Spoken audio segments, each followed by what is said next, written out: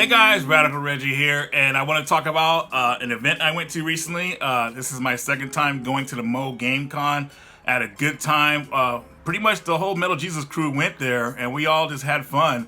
It was hilarious because actually got to the airport. I met with Kenzie there. We had the same seating together, and it was hilarious because I watched her actually play Wolfenstein on her Switch, Wolfenstein Part 2, and the guy next to her was like reacting to what she was playing because she was playing the beginning levels. And if you played the beginning levels of Wolfenstein 2, it is pretty brutal. And I was looking at the guy's face and I was looking at her face and I was just cracking up. But besides that, when we got there, we got to meet up with everybody. We met up with John Riggs, met up with Jason and Kelsey. And pretty much when the event came down to it, and we had a great time meeting everybody. One of the most professional events I've been to. And, you know, it's actually right now is one of my favorite events to go to. I had a blast there. My buddy Jake, Bob, Martin, Kurt, all those guys are great. You know, I got to hang with them, and they just show a lot of hospitality to us. You know, it's just really memorable. And also at this show, I got to meet a lot of my friends on Facebook that I have never met before in person, so that was great. I got to meet my buddy Keith and Alex from the Game Boy Collectors group. They are admins in those groups, and I've known them for a good almost like 4 to 5 years now, so it's pretty crazy. We were finally meeting, and it was just like we already knew each other, so that was really cool.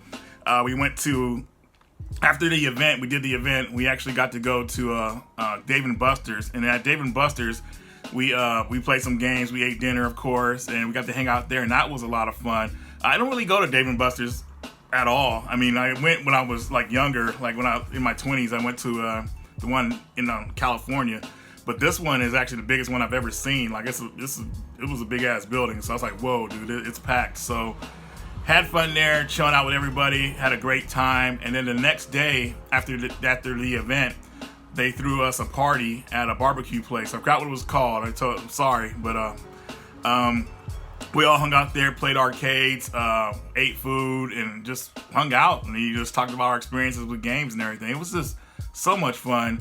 I love the MoGameCon, such a blast. And you know, hopefully I get to go next year. I would love to go again. This is an amazing experience. But anyway, so what this video is going to be about is it's going to be my panel that I had there. Now I had a panel last year at the MoGameCon, but we weren't able to get the sound right. They got the sound on point this time, and I haven't even watched my whole panel yet. I'm just kind of just uploading this for you guys to see, so you guys let me know how I did. But yeah, MoGameCon is an awesome event. This was their third event this time, and yeah, next year will be their fourth one. So it keeps stepping it up each one. So it's been great. So anyways, guys, I'm gonna leave you with the video. Radical Reggie, and I'm out of here. All right, everybody, welcome. You guys probably know me as Radical Reggie on the Metal Jesus channel. Glad you guys are here. Awesome to be back at the MoGameCon. Maybe I'm talking too loud. But basically, what I wasn't really going to talk about much today. I was just going to have you guys ask questions if you wanted to. And if you do ask questions, I have some stuff up here that I'm giving away for free, so you guys get something free, which is awesome. That'll be a good start to the event. But basically, I am a retro game collector. I've been collecting for, I think I really started to take value it maybe when I was 15 years old. And I pretty much kept everything I've had over the years, so that's how I kind of accumulated my collection. I've never really like sold anything off, or you know, just like maybe traded some stuff off before, but never really gave anything up. So that's how I got my collection that I have today, which is pretty much a full game room of games. And not really just I collect everything. I mostly go for like the stuff I like. You know what I mean? Like sometimes over time I'll play a game and I don't really like it, then I might trade it off or whatever. But yeah, that's about it when it comes to retro gaming collecting. I've been on the Metal Jesus channel almost a little over 5 years now, and that's where, you know, pretty much people noticed me on there. And being on there, you know, I didn't really want, I liked being on Jason's channel, but people kept asking me to do my own channel, which I didn't want to do. I finally caved in after I got some letters from people that really liked me on there, so I started doing my channel, and that channel has become somewhat successful, so I'm really happy about that. So anyways, I want to ask, does anybody have any questions for me that they would like to ask? Go ahead, kiddo.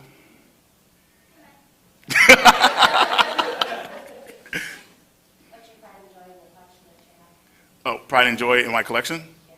I would say mostly my PlayStation 1 stuff. That's where it kind of got me back into games. I think when I moved with my mom, I think I was 14, 15 years old, and I had a Super Nintendo, and I had all the games that everybody goes for, like Turtles in Time, Contra 3. When I got to high school, though, it was a real big change because, like, if you talk about video games in high school, you automatically were, like, targeted as a nerd. So, couldn't have no Game Pro magazines there or anything like that. All that stuff was hidden. So, but then my nephew had brought over the PlayStation system to the house, and he brought over Resident Evil. And yeah, it's crazy. So one thing I liked in video games was the fact that I wanted video games to become more like movies and everything. So that's where FMV came in there. FMV mixed with gameplay. I thought that was awesome, and then I fell in love after that. So that's when I got back into games, and it's been amazing ever since. I'll never forget when I finally got my PlayStation 1. I asked my mom to help me buy it because I didn't have enough money, because I was basically saving up money. I got $20 a week, and that's for school to catch the bus and all that stuff. I wasn't doing any of that stuff. I was freaking walking to school early so I could save money, not buying lunch, and I think I accumulated. I think I got at least half of the money, and my mom finally, she bought the rest, and the rest is history. I finally got my PlayStation 1 system, and even before that, I bought games for it, so I would have the games already ready for it. So when I got it, I think I bought Resident Evil Director's Cut, and I bought Mega Man X4. Those are my two games when I got the system. Didn't have a memory card, so I played Mega Man X4 all night, Resident Evil all night, and I had to turn it off because I didn't have a memory card. But I got that eventually later. But it was just an amazing experience, and that's what really got me back into it, and I'll never forget it. So come on up. There's some stuff up here that you can pick from. I just did a video about color hacks and repros for the Game Boy. So this is like Survival Kids. This is a English translation. There's that one. Magical Chase to shoot 'em up in English. And then Metroid 2, the color hack for it. And then this game, Touch Detective. I've never played this one, but it's an Atlas game. And the rest of these are covers for the systems, like dust covers. There you go for Genesis. Go for it. Thank you. Awesome. Appreciate you. I'll let you go again. You ready this time? My favorite game out of my collection? That's a tough question to answer, but I'm just going to go with this game that probably no one's ever heard of. It's for PS2. It's called Steambot Chronicles. Anybody heard of that? You heard? Okay, good. Man, I feel bad no one heard of that game. I need to promote it more because that's a fantastic game. I like the game so much that I had a wooden box made for it. Like one of my friends burned a box for me with the art in it, and I put all my Steambot Chronicles items in there. Like it came with a harmonica during the pre-order for it, demo disc, and all kind of other cool stuff. And it has some spin-offs and everything. But that's my favorite game. So come on up, kiddo, pick something up here that you might like. Yeah, come on up. Yeah. There's games and there's covers for stuff, but help yourself. There you go, good choice. She got the Metroid 2 color hack. Nice. So yeah, I'm really excited to be here, guys. Last year I had a great time. I got to talk with everybody, and I will be out on the floor, just so if you see me on there, just come on up and say hello and talk. We'll hang out and all that good stuff. Just honored to be back here. This is actually the first convention I was actually invited to, so this is great. So happy to be back again. And yeah, so anybody else have any? I saw you before, that's what. How long have you known Jason, and how did you meet him? I met Jason in 2011, I want to say. And I was helping a friend with a local game store. It was a hole-in-the-wall place. And and Jason was looking for it for like 2 weeks because we had an ad on Craigslist. He finally found it, came in there and introduced himself. He said, hey, how's it going? I do YouTube and everything like that. I liked him right away. We got along. It was awesome. And he actually, one of his videos, his first videos he did was for us was he borrowed our, I think it was our Virtual Boy system. We had a Virtual Boy system in box, or it was a Jaguar, and he did a video on that stuff. So that was the first time I met him. I didn't start doing videos with him until I think 2012 2013, because I didn't think I would be good for it, like on the camera. Because when I was younger, I always had trouble with like doing speech or like being in front of people because I just didn't know how I would sound. So I got used to it on his channel, and it was pretty crazy the first time because Jason, his whole setup is professional. So the bright lights in your face, it's like ready to go. So I was like, whoa, but got used to it. Got good at it, and it helped me become a better speaker, I think. So it really helped because when I was in college, I took a speech class, and I never would take a speech class because I just don't like talking in front of people. But I got up there and knocked it out, and everybody enjoyed it. So, and now look, I'm here now. So that's great. So come on up, man. Grab you something, man. Awesome. This is a shoot 'em up. English translated, and then this is another English translated Game Boy game, and this is a DS game. There you go, man. Enjoy. Awesome. Yeah, so anybody else?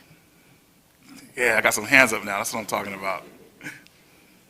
With there being so much content that's new and old, as a collector, how do you decide how you're going to collect, what you're going to collect? Because, I think you're like the rest of us. There's only so much money in our bank account, so. Yeah, with the way the gaming community is today, when it comes to like there's retro and then modern games, I'm very picky on stuff like, say for instance, like Resident Evil 7. It's a good game and everything, but I didn't buy it because I felt like there was a lot of content missing from the game, from the experience. There was a lot of stuff that the Capcom makes the developers pull out of the game and make it DLC. So the game doesn't really feel like a complete experience. So I did not buy Resident Evil 7. What I usually buy are more like indie type titles that are complete, that feel like full-fledged games, because you get your money's worth. I think the saturation of DLC today is pretty bad. I mean, DLC was a great idea in the beginning stages, but they I feel like they've taken advantage of it. And when they pull a lot of content out of a game, and loot boxes and all that crazy stuff, it's crazy. So I usually go for more like indie type titles that feel like more complete. Usually the $30 PS4 games that they make physical copies for. Like, has anybody ever heard of a game called Silence? Yeah, see, that's another great game I need to talk about. But I picked up that game for $30. It's a full-fledged, complete game. No one knows about it, but it's one of those games that you feel like you would get a full experience from, instead of like having to worry about DLC later and coming back to the game. Because I think these developers don't understand is that your first experience with the game is going to be one of your best experiences, the ones you'll remember the most. So I come from that era where things were pretty much put together when they put out games. Nowadays, like, put out too much DLC or stuff that was already in the game, it just kind of takes away from the experience. Oops, sorry. I'll turn this off. But yeah, but hopefully I answered your question. Come on up, man. Pick what's up. These are dust covers for systems, so Xbox, and this one I think is PS2. Oh, you're good? Okay, cool. Awesome, guys. All right. Yep. I'm wondering if there's any games you ever sold or traded off the collection and then ended up regretting that actively. Yeah, what was the game I ended up regretting? I think I regretted selling, it was a PS1 game. I'm trying to remember what it was. Come on, it's coming to me. Oh, Team Buddies. Was it Team Buddy? Yeah, it was Team Buddies. I sold that off because I thought the game I didn't really feel it at the time, and I just like, ugh. But I felt bad because right after I got rid of it, the game skyrocketed in price, so it was worth a lot of money, so it was hard to find it today. It was like at Walmart for $10, so back when I saw it, so I regretted that. It's just, now I don't regret it anymore because it's a game that I wouldn't really play. In my collection, I got to have games that I really enjoy. Like I can go in my game room blindfolded and just grab a game, and I know it's something I'll play. I don't like holding on to games that are just like, they're rare, but they're rare and they're a lot worth money, but they're not good games that I'll enjoy. So I kind of like try to stray away from that. So hopefully I answered your question. Come on up, bro. Back there. I'm just curious, what is your favorite Resident Evil 3. So I'll explain why. Now, I consider Resident Evil 2 the best game in the series, or either that or Resident Evil Remake Part 1. The reason I like Resident Evil 3 so much is because they use a lot of ideas they were going to use in Resident Evil 2 that were cut out, and you really feel like you're really kind of moving around in Resident Evil 3. Like you're not staying in a big building or going in an underground bunker. You're on the streets trying to survive, and like you're trying to get out of the city. So it's really tense.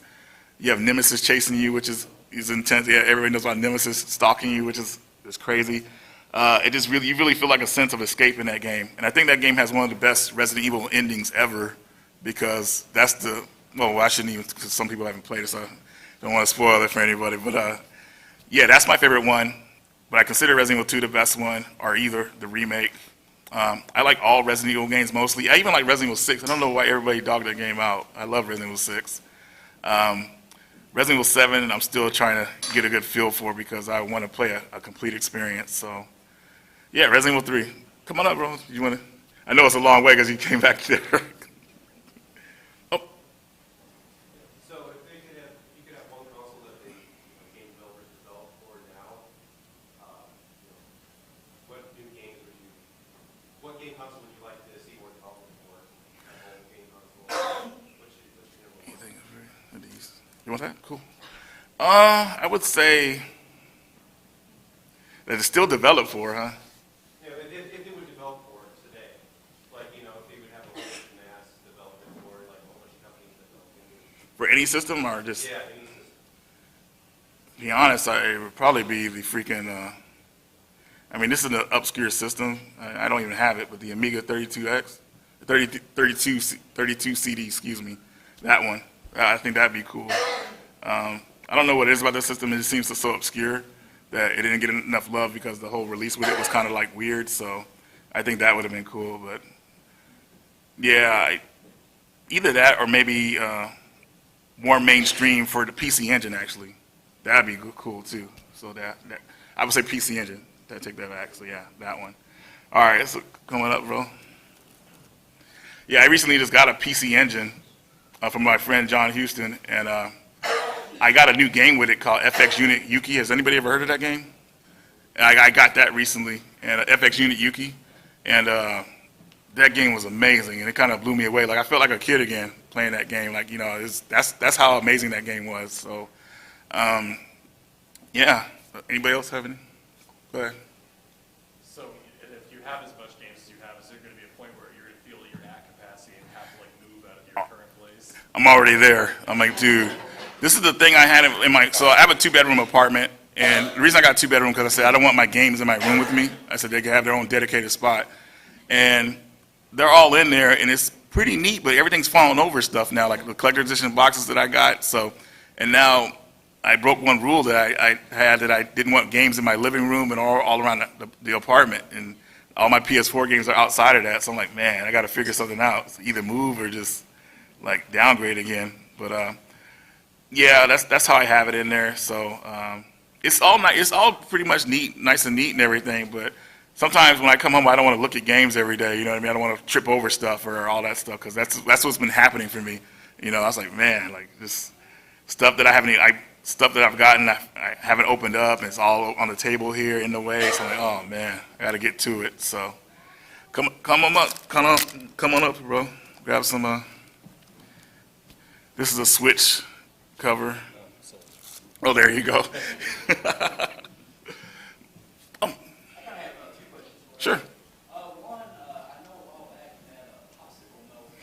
Oh. Yeah, so I don't know if anybody knows about this, the infamous popsicle thing. This is what happened. So I was editing some videos for my channel because I was trying to be ahead of the game, and I stayed up way too late. And, when you stay up too late, your mind's not all there. Like I was eating popsicles at 2 a.m. in the morning. I was just whatever. So I did a video, and I went in my game, and I had 2 popsicles, and I set them right next to my PS1 games. Totally fine. They weren't open. But after I did the video, I got out of the game room, closed the door, didn't go back in there for 2 days. So it was horrible. One of the worst things video game related. So I went back in there, and I was pulling out some games, and I was like, what is this? It's all sticky. And then I looked at it, and the popsicles were there. They were all like melted out of the case. I was like, oh my God. So I panicked. I started lifting everything out of there, and I went through everything and trying to air out all the books and everything. That was like the worst experience because seeing all these games that you had over the years that you're taking care of, especially when the PlayStation 1 stuff, that it really hurt. You know, I was upset for 3 days. I was like, man, it could happen to any other system, and I would have been, oh, simple mistake, whatever, it's fine. But well, any other like system, not PlayStation. But it just really hurt. And luckily, I've had help replacing a lot of it, but no food in the game room ever again, ever, nothing. I just, And like I said, I got a lot of it replaced or in the process. I actually found a game here, X-Men: Children of the Atom for a PS1, so that's going to be a replacement. But I was upset for 3 days, but it didn't like break me or anything. Like, oh, like I was depressed or anything. I was just mad at myself for like, you know, being clumsy. But like I said, it's material stuff and it's replaceable, and the game still worked fine. So yeah, I looked at it like that. So what was your other question? Oh, the other one was, I know PlayStation's like your drug of choice. Right. Is there anything on there that you really like, that you like better on a different system? On top of my head, I would say Resident Evil 3, Dino Crisis on Dreamcast, just because they're better ports of those games. I can't think of anything on, JoJo's Bizarre Adventure on the Dreamcast. A lot of more Dreamcast re-releases of games on that system. Yeah, that's the only thing I could think of right now. But yeah. Oh, did you want to cover up here? Grab it for him. What I have left up here is a PS2 dust cover. This is Xbox 360, PlayStation. I think this is PS1. I can't really see it. And this is Xbox. Yep. There you go. Thank you, man. Awesome. Got the PlayStation shirt. That's what I'm talking about. Yep. What's one of your favorite videos that you've made? And then I know you have a couple series on your channel, like Interracial Gamer and stuff. But what's a series that you'd like to do but haven't gotten around to? Well, it's weird. Like as far as a series, I would like to do. I wanted to do like more reviews, more radical reviews type stuff. I mean, nothing. I mean, I pretty much got everything I wanted to do on the channel. Oh yeah, I just thought of it. The Horror Insider Show. My buddy Josh, he is a paramedic and everything, and he's really busy. But we do this show called a Horror Insider Show where we talk about survival horror games, and can't do the show without him, but because he's always so busy. So I would love to do more of those. Those are one of my favorites because survival horror is not really talked about. Like those are the lesser games that people won't really go for because some people can't play survival horror, they're not good at it, or it's too scary. So I would like to do the Horror Insider Show. I did more episodes of Interracial Gamer with my buddy Joe. We did a Friday the 13th episode, which was funny. And really what I want to get back to on my channel is doing more reviews. I'm doing more top 10 stuff because a lot of people like those. So I've been trying to do those. I have a Game Boy Color one, a second one coming out that I'm working on. I actually might finish it here because I was actually editing it on my phone with it. So, and yeah, that's pretty much it right now. So I really want to get back to reviews, but the Horror Insider Show is the main one. So come on up. Yeah, some system covers up here that you could pick from. Help yourself. I think that's Xbox 360, the first model, and this is PlayStation, and I think the regular PlayStation. And this one I think is, I'll just open it up and see, because yeah, that's Xbox. It's hard to tell. This is the Wii. Wow. Go for it. Awesome. Thanks. Oh, all the way in the back. Yeah, I'm a PlayStation baby myself. I grew up with my dad. Yes. PlayStation 1 actually playing like Bob Builder and like educational games. Oh yeah? Got my PS2. And I think the biggest thing that stuck with me throughout all that was going through with, I played Crash Bandicoot, I played Sly Cooper, a lot of action games and platformer games. Some people have told me before that, a lot of those platformer-based games are a lot tougher than the games we see nowadays, since everyone goes for shooters and stuff. Would you have to say, do you have a preference of any sort of genre of game you feel like has been neglected in this day and age of all point shoots? Or anything you personally have a connection to that would focus on? I mean, what I would call like, I don't know, it's weird to say because like survival horror, I feel like they make those kind of games more easier for people nowadays than they were back in the day. Because the thing about survival horror games is that what's scary about them is that you're not in full control. So Resident Evil had the tank controls. They had it for a reason, because not having full control of your character like that makes it more terrifying. And I think it was a gimmick they used for those games. Nowadays, the controls have to be perfect, and they kind of just make it more, like, I would say, easier for people. Like the new Resident Evil 2, that remake, I'm sure a lot of you have seen that game. A lot of us wanted that game to be more like the remake and the first remake, but they couldn't go that route because they wanted to kind of expand it to a wider audience. So, yeah, I think that's what's really happening with that. So hopefully I answered your question properly, did I? Okay. I just see a lot of things, different, genres of games, and a lot of them tend not to kind of remakes that people aspire them to be most of the time. There's a lot of little things that people feel like are missing. Different than your opinion on that. Right, right. Come on up, man.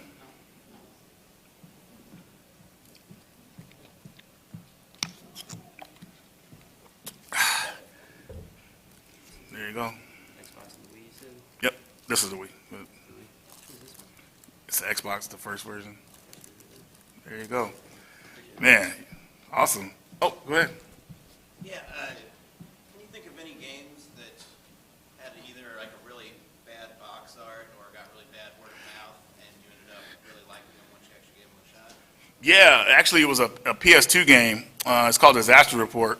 Now the art is, I thought it was bad back in the day, but I can appreciate it now. But it's definitely a game. If you look at the cover for it, you probably wouldn't pick it up because it looks silly. So usually when I see silly art or what I thought was silly back in the day, I usually give it a chance because it might be a good game. I mean, a lot of games were actually like, I don't know, like they didn't get noticed because of a lot of bad art or what people considered bad art. So you can find some hidden gems that way. So just take a look at past the book, and you'll be good. So hopefully I answered your question. Come on up, man. I have two things left: a Wii cover and an Xbox cover. Yeah, that's the Wii. I took it out because I had to make sure. But yeah, are you guys excited about the show? I mean, of course you guys are. You're here and everything, hunting for games.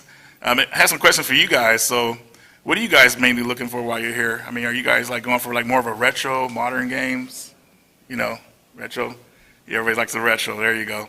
I mean, you know what you're getting with retro, so it's awesome. Me personally, I'm looking for, I don't know. I guess I don't know.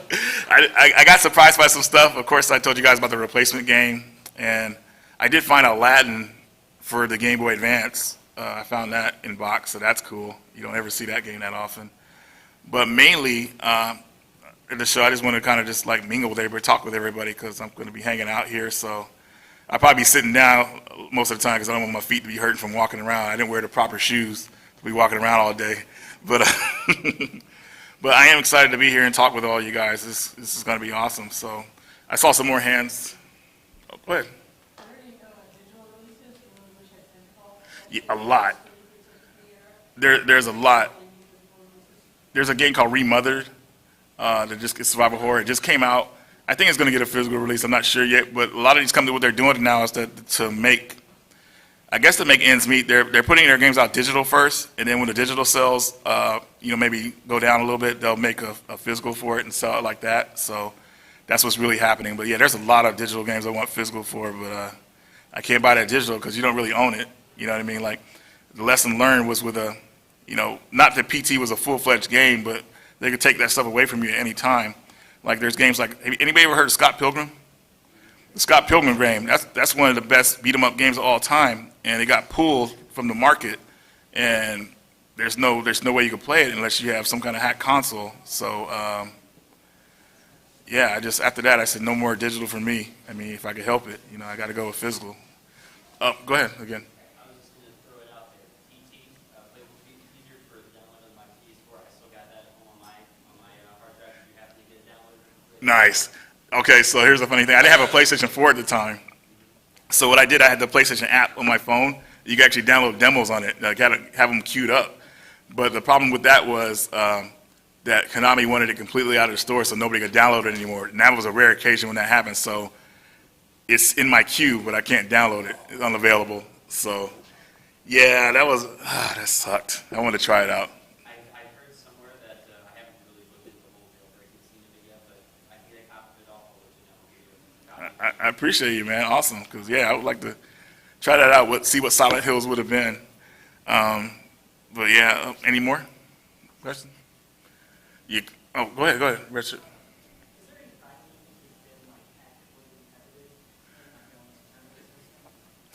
I pretty much got out of the fighting scene. I think I kind of put it down back in 2013. I've been more of a casual guy. I mean, I think I'm above casual level when it comes to those games. Like I know like how to like change things up and win a bunch of crazy fights. But after seeing like some of the community for fighting games, I kind of it's kind of toxic. So like if you look at YouTube and you look at these tournaments and these guys fighting each other, I mean, some of them will go crazy, like throwing their controllers and yelling at each other. I'm like, man, it's not that big of a deal, It's come on. But everybody's trying to like gloat in front on there, so I can't really be all like that. You know what I mean? When me and my friends played fighting games back in the day, this was back in '98. I remember we had Street Fighter Alpha EX Plus.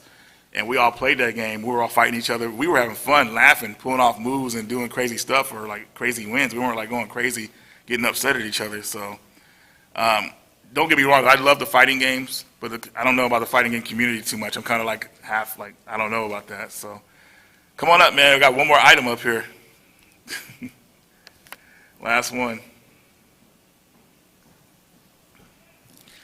This is the Xbox 360 cover. Thank you. Awesome, guys. So I don't have anything else, but hopefully you guys still have some more questions for me. Go ahead. You say that you always want to play everything in your collection, so that's kind of a double question. Yeah. How many games do you beat per year, and when do you kind of give up the game and say, oh, I played enough, I can play the other stuff I have? Okay, here's the thing. So not every game is meant to be beaten. So I just want to if there's a game out, not everything is meant to be beat. Like Mario Kart, you don't have to beat that. That's just for fun. You know what I mean? But before I started buying, I would say at least 70% of my games I've beaten that I own currently. The thing is with them though, a year since I've been doing the YouTube thing, it's been kind of hard to be dedicated on games because I'm putting out 2 videos a week, sometimes even 3, and that takes up a lot of time to edit a video properly. So it takes away from the gaming time I have. So I will play like games I like a Tales of game. I would play that and beat it, Star Ocean, something like that. But it's a lot less, and I'm very picky on what I play now. I like games that are short and sweet that I can play easy, pick up. Like I beat something recently, Oxenfree. Anybody heard of Oxenfree? Yeah. I've had it for since it came out, and I barely play. I finally decided to play it, and I loved it. And it was just enough the length that I could beat that game, be happy, and then probably go edit a video. So hopefully that answered your question. But did you have another one for me? I think. Are you? Oh, it was just, you can answer both the number and then Okay. how far do you get before you stop? Yeah, I try to beat everything. There is one game I quit on and then came back to. I was mad. The Evil Within for the PS3. That was the first survival horror game. I said, you know what, man, I'm tired of this. I got right to the end, and it's the end with those 2 locked guys. There's 2 of them coming at you at once. I was like, dude, no way, man. But what got me back into the game was Evil Within 2 came out, and that game is way better, and I loved it. That's like one of my favorite survival horror games. And I went back, I beat that, and decided to go back and play the first one on PS4, and I loved it. Yeah, I was able to appreciate it more. And that also happened with the Mega Man Legends collection. I mean, Mega Man Legend games. I didn't like the first one at first, but when I played part 2, went back and played part 1, I said, this game is fantastic. So, yeah. Go ahead. What's your favorite collector for this type of content? Be honest, I think it's Lunar. The Lunar Eternal Blue. I thought that was really cool. Like all that stuff it came with, I thought that was excellent. That's one of them. It's hard to choose, but I would also say another one is Tales of Xillia for the PS3. That's like one of my favorite Tales games. Yeah, that was great. Any Tales games pretty much comes with like a great collector's edition that I really like. So those are some of my favorites as well. So. What's your advice for anybody that wants to start a channel or Start a channel? Go into it for fun. don't go into like trying to like, oh, I gotta build this up and everything. Just have fun with it. That's what I did in the beginning. And usually, and sooner or later, like people will catch on. You know what I mean? But another reason I also did it was, some fans were asking me to, but it was like kind of like to have like archive footage of myself. The video like over the years and everything, the changes and everything in my life. Kind of like having like when you're a kid, and you have video footage of you like that. It's kind of like that, memories and all that good stuff. Because I look at some videos, I forgot I even did them. I had to watch them like, whoa, I did this video. That's amazing. There I am. So that's how you should go into it. And if you're successful, then you can make a little money at it too. Next thing you know, so I remember Jason was telling me, hey, you should monetize your videos if you can. I said, why? He said, because those commercials and YouTube will promote your channel better if you monetize them. And I did that. And next thing you know, I looked into the AdSense thing and it said I had $300 there. So I was like, whoa. And I deposited that money right away, bought some more games. And I said, hey, this is great. Let's keep doing this. So I try not to add too many commercials on my channel because I don't want to turn people off. But, once you start getting to that point, it's pretty cool. It could be like a part-time job or, or something like that. So, anybody else? How do you deal with if you even have any negative comments that maybe you see? Oh, here's a funny thing. So out of all the crew, I probably get the less. It's funny because what I do is my comment section is not freedom of speech. I'm the dictator there. I'm, not, what I say goes. And I can't have people being toxic in there. As much as I do like freedom of speech, but it's like I can't have anybody saying anything they want because they know they wouldn't say it to my face, and that's how I am. Like if you can talk to me in my face like that, then okay. But you're not gonna do it, so don't talk like that here. Or just have common sense when you talk. You know what I mean? I mean, people are kind of desensitized and they think they can say anything.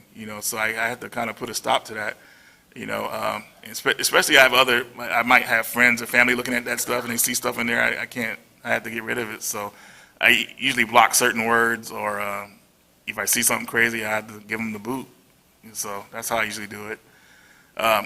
Some people don't care. They let people say what they want because they get them that a lot of the people that say crazy stuff to you or dislike you are some of your biggest fans. Like they're obsessed with you. Not like fans, but they're watching your stuff every day and doing whatever. So. Yeah.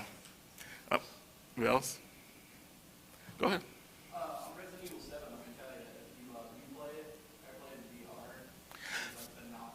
I was talking to Riggs about that, and I had played it without VR yet, and I wanted to, so I think I will when I get a chance. It's an immersive experience, but you've got earphones and everything. You don't have to stand up doing it, though, right? You can sit down. Okay, because, walking around that house. Yeah, I'm not trying to do that. But most of you guys have probably played Resident Evil 7, or at least to a certain point. I beat the game, and I do like it. I just think when the Bakers are not really in the scene anymore, it kind of went down for me. The Bakers are awesome. Like Jack Baker. Oh man, is his name Jack Baker? Yeah, he's insane. I love that guy. And Margaret Baker, whoa, she scared me with that freaking scene where she come out. Yeah, I was like, But they were great. So I think they should have more of them in it, at least from what I saw to the point. But Resident Evil 7, I think I like where they went with it. They needed to kind of get the series back from the funk because a lot of people didn't like Resident Evil 6, even though I did like Resident Evil 6. And matter of fact, anybody wants to play Resident Evil 6 with me, that'd be great online because I'd love to play that. Cool. But they needed to kind of get the franchise back to where people could trust them again with the kind of scares and content they wanted. So I understand. But I think that I just really wish they wouldn't cut content out. Like a lot of those videotape footage, they should have been in the game because that's part of the first experience, and that's what you're going to remember the most. So yeah, go ahead. What's your favorite movie turned into a video game? Movie turned into video game? I'm trying to think of something real fast. Mine went blank for a second. That's good. Movie turned video game. Huh? Friday the 13th, I just feel like it's too easy. I'm trying to think of something more. I think, can you guys give me some ideas of movies into games? Like somebody Batman. Huh? Batman on the NES. Punisher? Oh, okay. How about Spider-Man 2? Spider-Man 2 is fantastic. You play Spider-Man 2? You guys played it? No? It's awesome. The first free, well, at least the free roam action hero game where you go like swing around freely and like it was such a great experience. I hated the part where you had to go to the Statue of Liberty, but yeah, that game was that was one of my favorites. I remember I had just got out of the military and I bought that game. I was like, whoa, this is great. Like I was just swinging around the city and just having a good time. So that's one of them. Fantastic game. If you don't have the game, you should look for it here. I'm sure it's pretty cheap.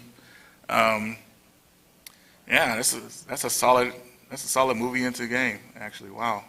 I need to play that again. It's been years. So I really like going back and playing. I had a good time. So when me and Jason did the Hidden Gems video, the PS2 one, have you guys seen that video? I went back and played a lot of those games I hadn't played in years, and I had so much fun. Like it was like I was young again playing them, like back when I was in the Army or a teenager. Like games like Airblade, freaking Urban Chaos. It was this amazing experience. So that's why I always felt like I have more fun with the older games than the newer stuff, because back then a lot of developers had freedom where if their game didn't really, if they could create these ideas for games, see if they worked or not, but if the game didn't succeed, they didn't go bankrupt or lose their company. Nowadays, if their game is maybe even breaks even, they might lose the rights to their games or companies or whatever. So it's pretty dangerous now. So you don't see a lot of people taking risk anymore like they did back in the day. So that's why I always turn back to that stuff. Yeah, go ahead. Have you ever backed anything on Kickstarter, and like whether or not, like how do you kind of feel about that in general, especially in developer freedom? Yeah, I backed the Dreamfall chapters Kickstarter, but then I backed out of that because because I saw some Kickstarters like had failed and I didn't know if it was going to happen or not, and I regret doing it because that's one of my favorite games on the PS4, the Dreamfall chapters. It's a sequel to The Longest Journey, if anybody's ever heard of that game. It's the final game. But yeah, that's the only Kickstarter I did, and I backed out of it, which I regretted. But yeah. Anybody else? Go ahead. Hey, to touch on the movie topic, nowadays we don't have a lot of movie video games unless they're Lego games. Is there any movies that came out in the last couple of years that you wish had a video game? It was in my head a minute ago, and I lost it.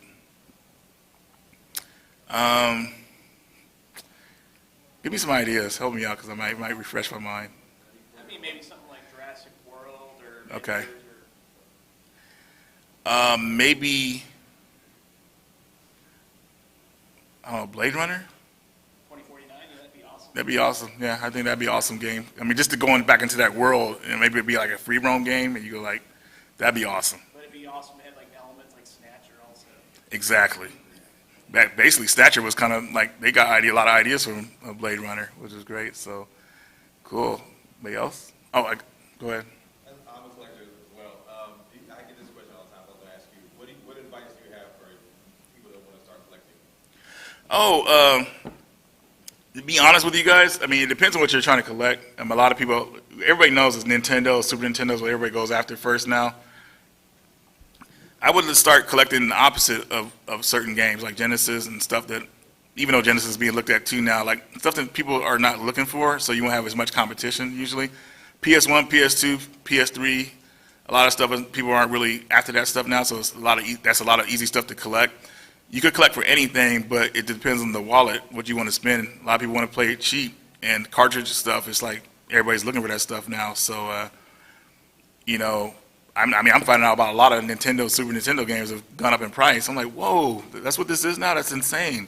So, you know, I get buyer's remorse after paying at least probably $100 for a game. So, you know, it's tough. So, CD-based games are easier, I think, instead of cartridge stuff. But What do you think about the bubble bursting? That a lot of collectors we all talk about, like, okay, you're going to buy a bunch of Saturn games. The Saturn games are so expensive. Oh, that bubble will burst. And you're like, I'm like, no. What do you think about that? yeah, Saturn will never burst because freaking Saturn was kind of rare even back when it was being sold in stores because nobody was buying it. So either a lot of that stuff was destroyed or whatever, and so very few people bought it because PlayStation was just pretty much taking over the market then. As much as I love Saturn, it really comes down to this, there's not being a lot of it out there, and then the stuff that's out there, people are actually keeping keeping their collection, so it's really tough to collect for. The Japanese version, Japanese import stuff is easier to go get because it actually did somewhat well in Japan, so I would go for that stuff. But the American stuff, man, it's just, and especially now that people are looking for it now, it's gotten crazy. So how much is Panzer Dragoon Saga? How much is 400? Yeah. Really? So 400, you get it's pretty much like $100 a disc, man. But yeah, Saturn, Sega CD is another one too. It's somewhat hard to collect for if you want that stuff. So it's like I said, it's not really out there anymore. So that's why it's tough. And I heard also too, those games are subject to disc rot. You know, the way that Sega did their CDs. Now, if you have a Saturn collection, you don't have to panic. You know, just because it has disc rot doesn't mean the game's not going to work. CDs have these error codes that they're able to fix that stuff, so you can still play these games.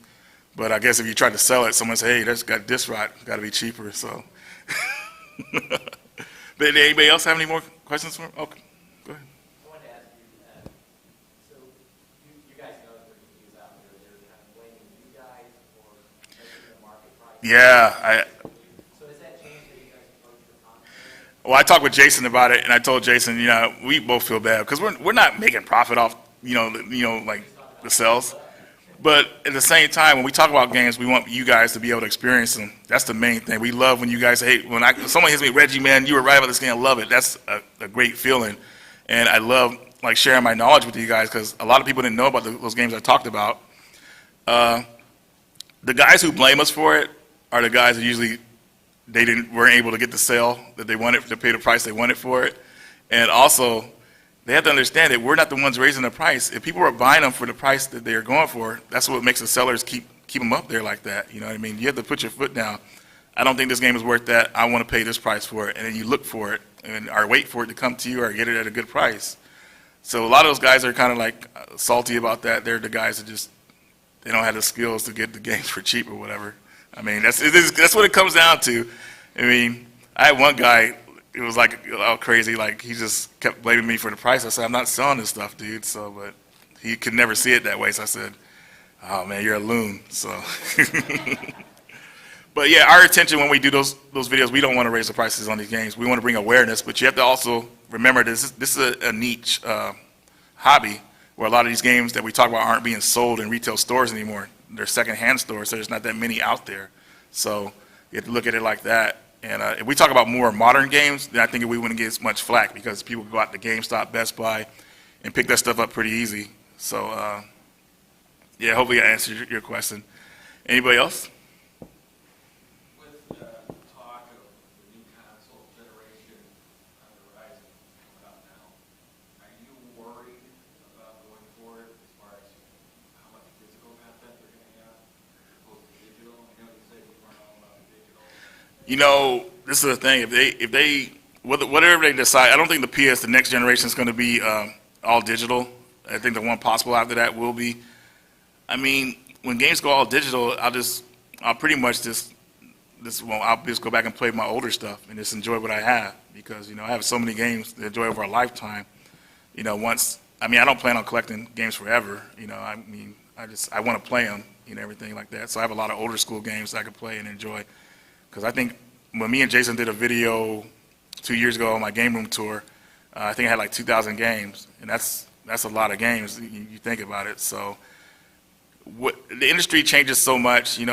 Whatever they do, if I fall off, I still have my older games that I love to play that I own. So that's how I look at it. So, is anybody excited about the next generation of games coming out? I mean, like for next generation systems.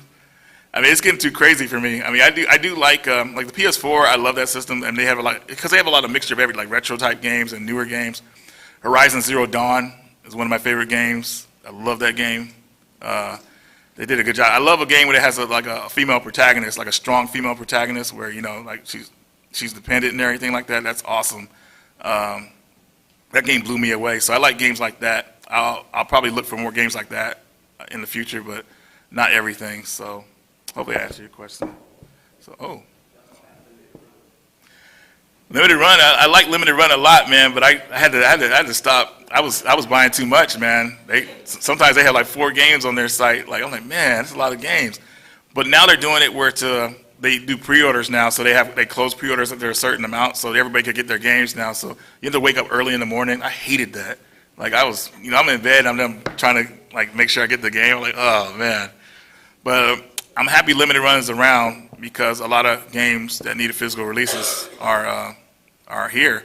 The Shantae games, they're actually, I hear they're working on doing PS3.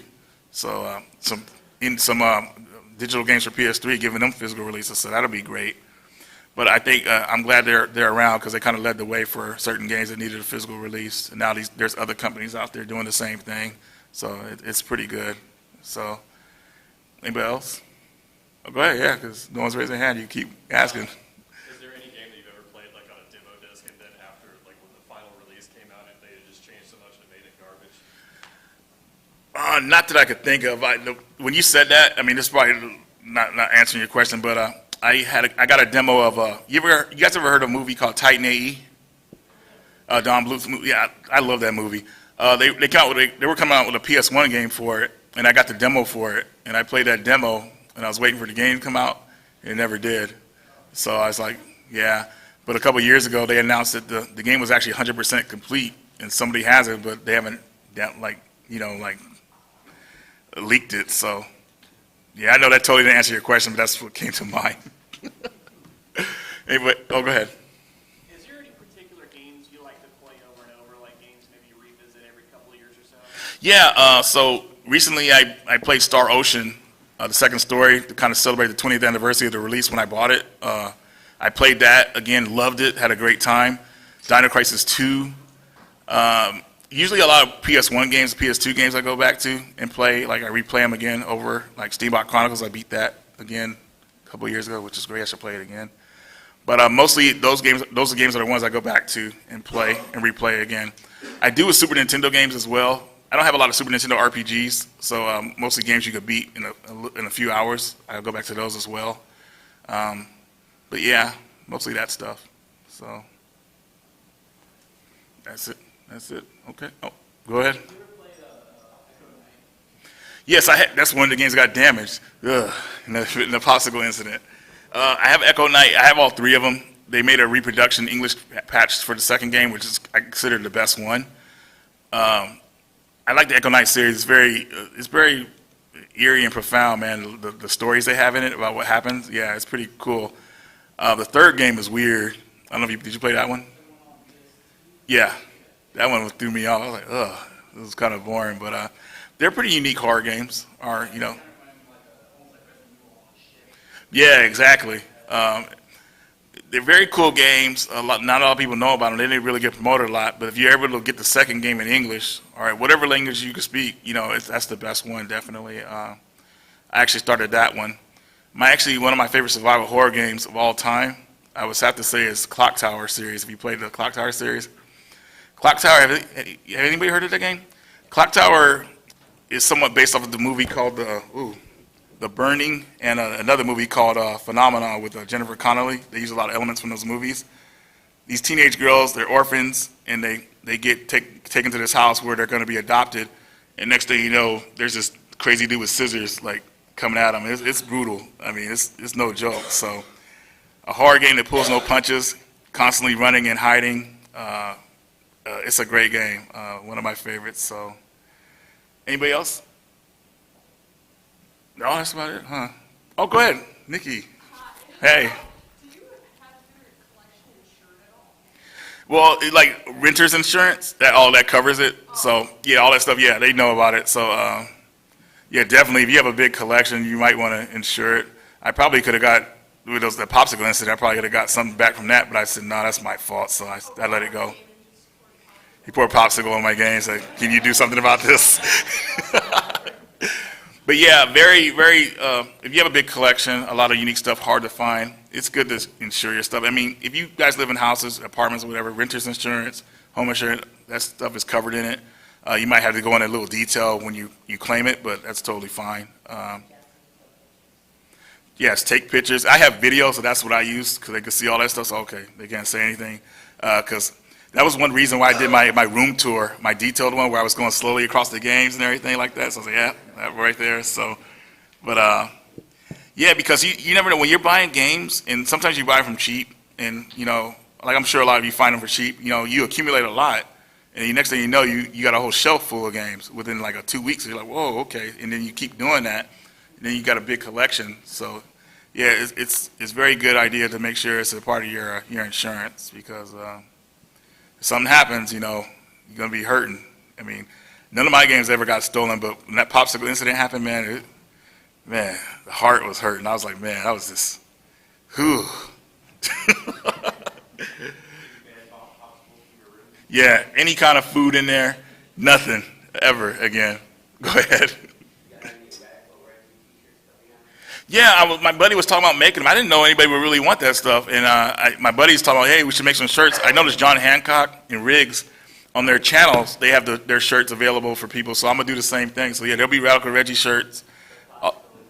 Well, hey, if you want a popsicle edit in there, we can throw that in there too. But I'm gonna start doing that. Actually, too, guys, if you're looking for Reggie's Radical Adventures, the game, John Riggs has them down there. Kelsey's game is down there as well. Jason's game, Metal Jesus, I call him Jason.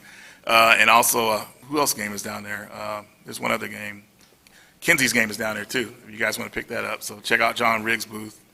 And I don't know how much time we have left in here, but I'll keep going because I don't know, what time is it right now? How much? Oh, we got time. So yeah, check them out. Like I said, I'm going to be on the floor looking for stuff. I'll be sitting down at the Metal Jesus booth probably most of the time, talking to folks and everything. But hopefully you guys enjoy yourselves because there's a lot of good deals down there I saw. So a lot of good games you guys will probably want to pick up. Like I said, I found a couple things so far for PS1 and some replacement stuff, but I don't know what I'm really looking for. You know what I mean? Like there's got to be some. I'm looking for that item that, oh wow, I need this. I want this. So haven't found it yet, but I'm going to go down there and try to hunt for it and see if I can find something.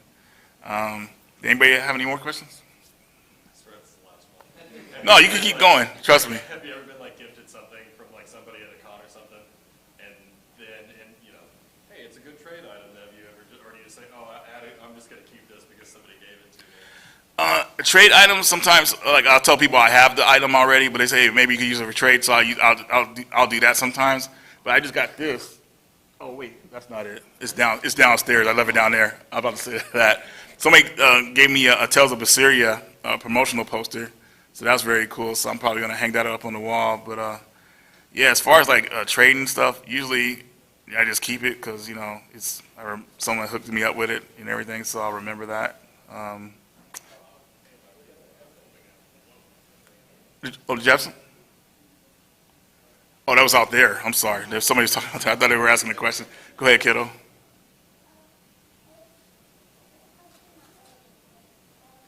Mm-hmm.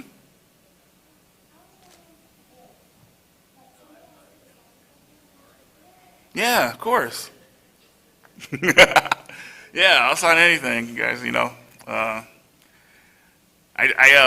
My signature is sloppy. So, but hey, you guys want? Yeah, of course, no problem. You know what I mean? I always do that stuff. I like doing that stuff. Somebody asked me to sign an N64 down there. I was like, you sure? This is a nice looking system. I don't want to put signature on it. But he said, yeah, man, that's what I brought it here for. So I put the signature on there and he was happy. So that was cool. I've been thinking about getting into N64 again.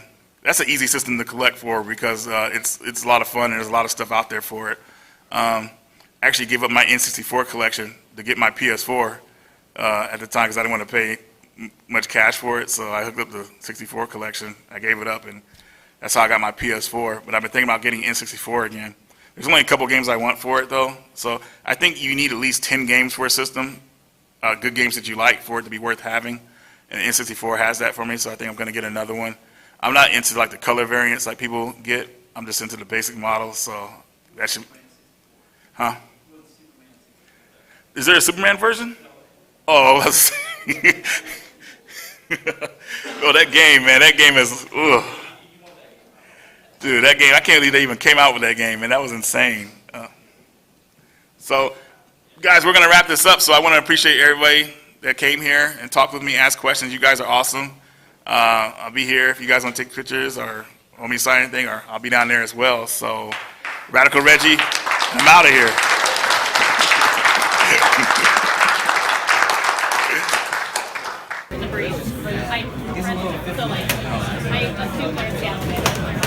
St. Louis versus Kansas City. That's right, blue and red. Here come the Cardinals. I can't do hyper commentary. There's a puck and a stick. That's all I know. Uh-oh. Oh, yes! I saw that coming. Dang it. Good job, Martin. Nice, quick hit. Uh-oh, Martin. He's like a ringer. He's like playing for real now.